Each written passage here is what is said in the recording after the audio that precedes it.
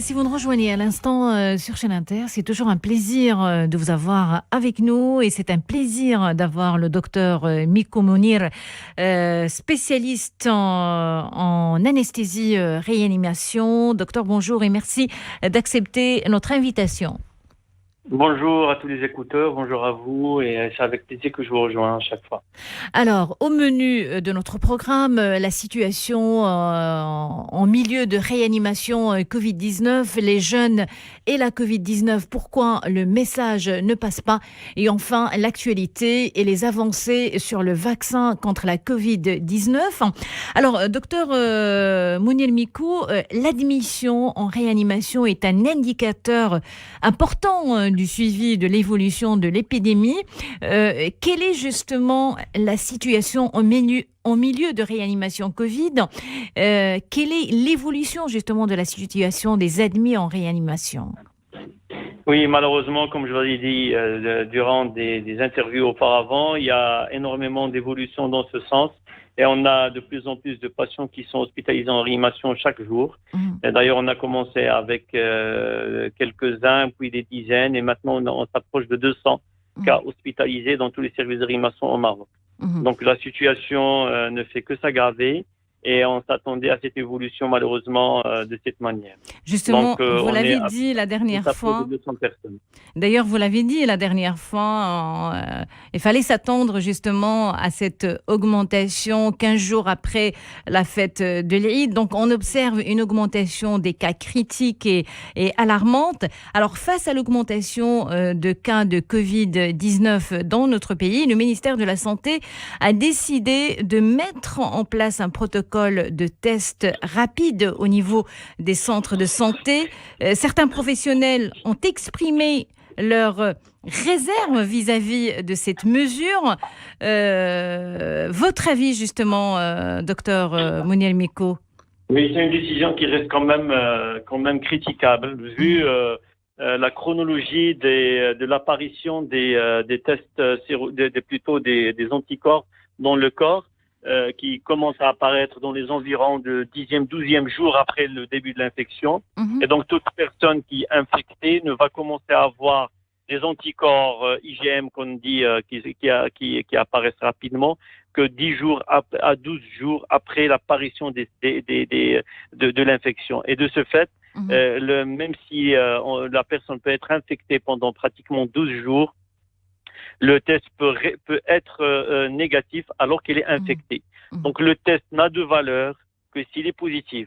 S'il est négatif, on ne peut en aucun cas dire que le patient n'est pas infecté. Donc se baser pour gérer l'épidémiologie d'une infection Covid sur plan territoire national me paraît un peu hasardeuse dans ce sens.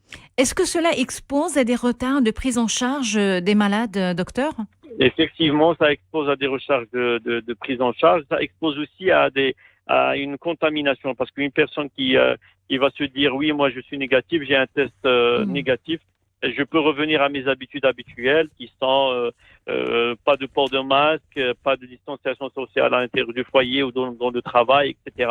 Donc il y aura un laisser-aller, et puis par la suite on va s'approcher du risque de contamination qui risque de plus en plus d'être important. D'accord. Alors, la Covid-19 s'attaque désormais aux jeunes, contrairement à ce que l'on croyait il y a quelques mois. Les jeunes qui ne croient pas ou qui croient qu'ils sont au-dessus de formes graves, une génération naïve à l'égard de cette pandémie, docteur Mounir Mikou? Exactement, toute l'explosion qu'il y a eu, on doit profiter de l'expérience des autres pays. Toutes l'explosion qu'on a eu des cas infectés sont dues à une infection véhiculée à travers les jeunes qui bougent beaucoup, qui ont besoin de sortir, de faire la fête, de voir leurs amis, leurs proches, et de ce fait, ils sont en général, ils sont asymptomatiques, ils portent le virus et contaminent les autres qui sont pas contaminés. Donc le mouvement des jeunes, il est très important, ils véhiculent le virus alors qu'ils sont asymptomatiques dans ce sens. Donc ils se croient invincibles. Alors comment parler aux jeunes? C'est compliqué aujourd'hui de parler aux jeunes, docteur Mikou. C'est pour ça que je l'ai dit de la même manière la dernière fois. qu'il fallait réinventer le message de communication dans les télés, dans les radios, etc. Le même message qui en boucle, qu'on l'entend chaque fois, les gens ne sont plus sensibles à ce type de message. Il faut inventer Alors, des choses. quels sont justement les terrains sur lesquels on peut aller chasser les jeunes, docteur Micot? Il faut passer dans le sens de messages qui peuvent jouer sur la sensibilité émotionnelle des jeunes à travers leur activité qu'ils sont en train de faire. Moi, je pense à tous les cinéastes qu'on a chez nous au Maroc et qui maintenant malheureusement ne sont pas en activité parce que les salles de cinéma sont fermées, parce que les espaces de tournage sont fermés aussi. J'aimerais bien qu'on fasse, par exemple, qu'on crée des idées de courts-métrages dans ce sens, avec un nouveau message qui vont véhiculer d'une autre manière et qui peuvent attirer, avec le langage des jeunes, qui vont attirer cette catégorie de personnes pour essayer de leur montrer ce qu'il faut faire, ce qu'il ne faut pas faire dans ce sens. Puis il y a aussi une responsabilité éducative. Les parents ont un rôle très important à jouer. Les parents qui peuvent aller et qui peuvent dire à leurs enfants, par exemple, tu dois te protéger pour nous protéger. Ça aussi, c'est un message qui marche. Tu dois... Alors, voilà, vous avez dit quelque chose qui est très important. Tu dois, c'est un ordre qu'on est en train de donner. En général, le jeune ou l'adolescent, il a un esprit de révolté. Et puis, il doit prendre des décisions lui-même. On ne doit pas lui imposer une décision. Donc, s'il ne le comprend pas de cette manière, parce que le message qui passe à chaque fois, chaque jour, dans les télés, dans les radios, dans l'ordre parental, c'est que tu dois faire ça. On doit impliquer la personne pour que c'est elle-même qui doit prendre la décision et pas quelqu'un d'autre qui l'impose de l'extérieur. Et donc, si on ne trouve pas le bon créneau, le bon message, la bonne manière, on ne peut en aucun cas aller vers sensibiliser ces jeunes pour qu'ils puissent faire ce qu'ils doivent faire. Donc, le matraquage ne fonctionne pas avec les jeunes. Du tout. On est habitué à l'avoir. À un certain moment, au tout début, on peut attirer l'attention d'une catégorie, mais ça s'épuise très facilement. Ça s'épuise. Donc, il faut essayer d'exprimer un message de santé que les jeunes peuvent intégrer et adopter. C'est important. Effectivement. Et pourquoi pas... il y a plein d'associations qui font un travail extraordinaire. Pourquoi ne pas les aider à maintenant à changer peut-être leur terrain de travail maintenant au lieu de... Je sais pas moi, je dis pas lâcher prise par exemple contre le cancer ou l'association plutôt le sida ou ailleurs, mais pourquoi ne pas utiliser ces gens-là qui sont habitués à travailler avec les jeunes et leur transmettre un message nouveau, un message qui est innovateur dans ce sens pour essayer de les attirer pour la prévention contre le Covid-19. C'est important d'en parler aujourd'hui parce qu'une partie de cette jeunesse ne fait pas preuve de responsabilité sociale et de solidarité, docteur Mounir Micot. C'est important de le souligner. Je confirme à 100%. Il faut juste sortir dans les cafés, dans les restaurants pour voir comment ils se comportent. C'est désolant, mais c'est la réalité. Vous avez parfaitement raison. Alors, on passe à l'actualité et les avancées sur le vaccin. Depuis le déclenchement de la pandémie, les grandes puissances mondiales se sont lancées dans une course pour développer un vaccin contre la Covid-19. Et c'est la Russie qui a annoncé mardi dernier la production d'un produit que le monde entier attend avec impatience.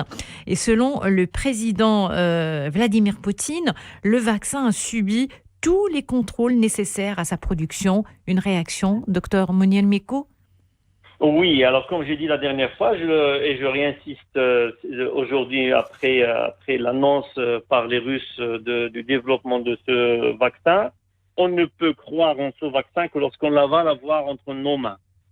Maintenant, nous, pays qui sont malheureusement consommateurs et non producteurs de l'innovation, on ne peut que suivre ce qui va se passer sur le plan international.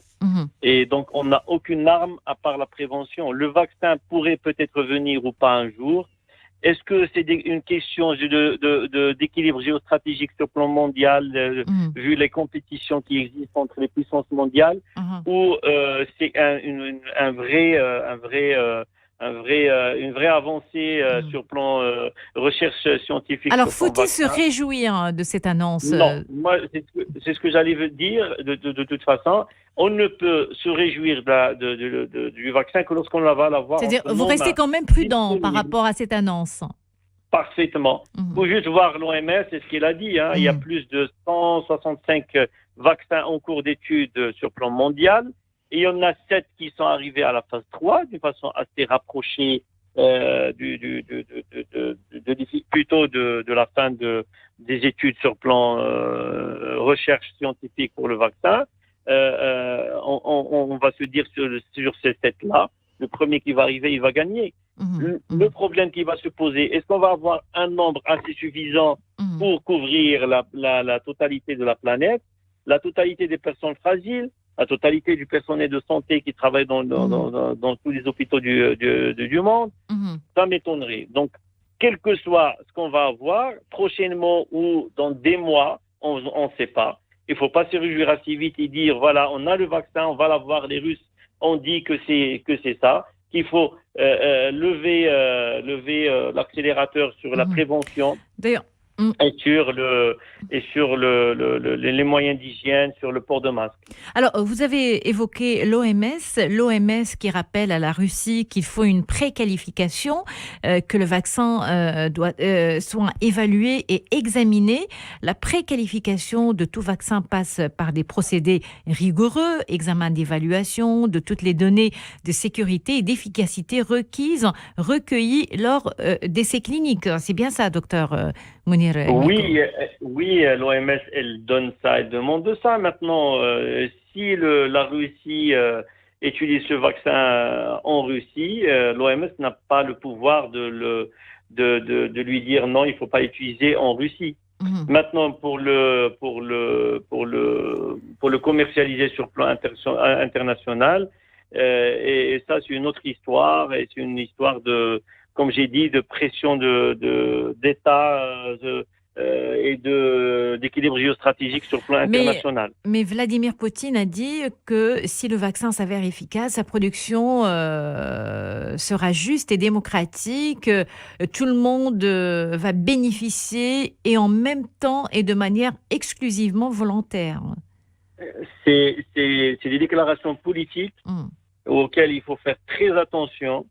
C'est vrai que Vladimir Poutine a la nécessité pour lui de rester l'homme fort de la Russie et sur le plan international de reprendre un statut de puissance incontournable. Donc avancer des propos pareils sur le plan international, contrairement à ce qu'a dit Donald Trump en disant comme quoi c'est d'abord les Américains. Et puis les Européens ont dit c'est d'abord les Européens. Donc une annonce pareille attirer l'affection de pays qui se retrouvent faibles, sans capacité de produire son propre vaccin, et se dire la Russie elle est bonne, la Russie va nous aider et avoir plus d'assises sur le plan international. Encore une fois, c'est des déclarations politiques, rien d'autre. On a besoin de preuves, on a besoin d'avoir un vaccin commercialisé, on a besoin d'avoir un vaccin avec toutes les études qui ont été faites pour prouver d'abord l'efficacité sur le plan prévention contre le Covid, encore plus l'absence d'effets indésirables à grande échelle. Donc on ne se réjouit pas assez vite pour ce vaccin ou pour n'importe quel autre vaccin. D'ailleurs, si vous avez suivi les infos, vous allez trouver que la Chine, d'une façon discrète, on a entendu parler qu'il est en train aussi de préparer son vaccin et qu'il a même vacciné à grande échelle une partie de son armée. On a entendu parler à peu près de 80 000 personnes vaccinées en Chine. Donc, c'est des études qui se font, la course est là, elle est faite. On va voir l'efficacité et l'inocuité du vaccin et on va voir comment ça va arriver. Mais en attendant, on ne peut en aucun cas se dire que ce mirage qui est le vaccin, il est là. On a annoncé ça, donc on lève on lève la pression sur le masque, le port de masque, sur les mesures d'hygiène et sur la distanciation sociale. Donc, pour le moment, en attendant la production de ce vaccin ou l'arrivée de ce vaccin, il faut respecter les mesures barrières. C'est très important de le rappeler à chaque fois. On le dira jamais assez. J'aimerais que l'on s'arrête sur la capacité des centres hospitaliers. Sont-ils près de la saturation? Sont-ils saturés, docteur? Alors, les différentes structures hospitalières du Royaume, ils s'adaptent progressivement à la progression de l'épidémie. Comme vous le savez, initialement, on avait, dès l'introduction du virus au Maroc à travers le premier voyageur, il y a eu l'alerte et puis progressivement, on a, dès l'apparition du confinement au Maroc, tout le Royaume s'est mobilisé. Et les hôpitaux, les grands hôpitaux se sont adaptés pour être des hôpitaux Covid. Et jusqu'à l'aplatissement de la courbe, ils se sont adaptés encore une fois pour s'occuper des patients qui n'étaient pas Covid, qui étaient en train de se compliquer à domicile. Et donc, ils ont réduit leur capacité de s'occuper du Covid au profit des autres pathologies. Actuellement, la donne a changé effectivement. On est en train de voir que la pathologie Covid est en train de s'installer dans tout le Royaume, dans toutes les villes. C'est vrai qu'il y a des régions plus que d'autres et des villes plus que d'autres, mais tous les hôpitaux sont en train de s'adapter progressivement avec une pression très importante. Et en plus, ce qui est grave maintenant, et il faut comprendre ça, c'est que même si on peut prédisposer des services qu'on peut avoir, ou adapter, par exemple, fermer des services de chirurgie, et les mettre à disposition de la pathologie Covid ou de la maladie Covid. Le problème, c'est que le personnel n'est pas extensible, le personnel soignant. Et le personnel, surtout que dans les cas les plus graves, le personnel des soins intensifs et de réanimation qui ne font que ça, qui sont adaptés à ça, ne sont pas extensibles aussi. Et donc, on aura des pressions très importantes sur le personnel soignant et sur les médecins urgentistes, les médecins réanimateurs, et qui font à ce que on aura une pression énorme. On est maintenant dans les limites supérieures de la capacité personnelle du personnel soignant à s'occuper de ces patients-là, d'autant plus que l'infection elle est en train de faire tomber notre personnel un après un, malades eux aussi, donc, et qui sont plus de la capacité totale à gérer l'infection Covid. Alors, on sent une crainte chez la population par rapport aux personnes asymptomatiques, une décision justement du ministère de la Santé et qui seront donc pris en charge chez elles. Il y a une crainte par rapport à ces personnes asymptomatiques. Est-ce qu'ils vont rester chez elles? Est-ce qu'ils vont respecter le protocole? Alors, qu'est-ce que vous avez envie de dire à ces gens-là? Ce que j'ai envie de dire, c'est que le Royaume a tout fait initialement pour que l'infection ne s'étende pas et qu'il a hospitalisé même les personnes qui étaient asymptomatiques initialement pour essayer d'éradiquer cette infection, mais malheureusement on n'a pas pu le faire, et que les personnes asymptomatiques ils véhiculent pour toute personne transmettre le virus proche le virus. Et donc, dans ce sens, les personnes qui sont à risque de contaminer les autres doivent être vraiment altruistes, doivent rester chez eux, doivent se confiner chez eux et limiter la propagation du virus. C'est une question de citoyenneté, c'est une question d'honnêteté. Et moi, je pense qu'on doit miser sur ça et qu'on aura malheureusement, après le Covid, malheureusement, il y aura d'autres infections, d'autres crises sanitaires. Si on ne travaille pas sur cette capacité à ce qu'on développe notre citoyenneté et on développe notre capacité d'altruisme à essayer d'aider les autres, on ne pourra réussir à endiguer n'importe quel autre germe ou microbe qui risque de s'installer chez nous. C'est important et plus qu'important de comprendre ça. D'ailleurs, c'est l'une des leçons à tirer de cette pandémie, docteur Mounir Miko.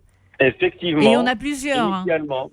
Effectivement, parce que initialement, tout le peuple marocain s'est montré très Très solidaire, on va dire. Rigoureux, très rigoureux dans le respect. Mais ça a trop duré, donc peut-être qu'on est parti en guerre avant même de rencontrer au vrai sens du terme l'ennemi, qui est le Covid.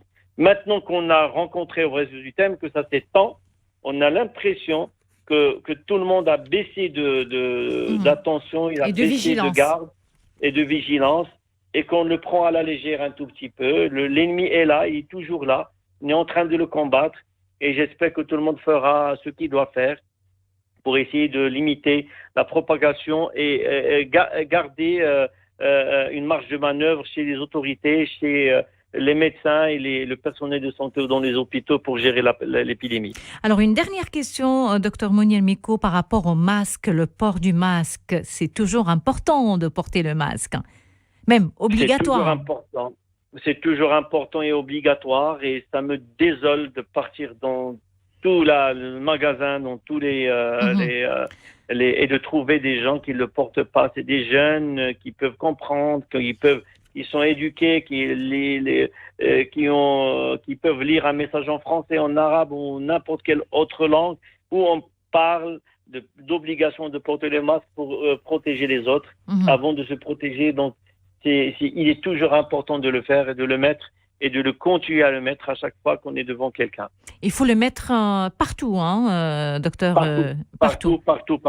Même parce que est-ce qu'il faut avoir peur des open space, par exemple, les gens qui travaillent.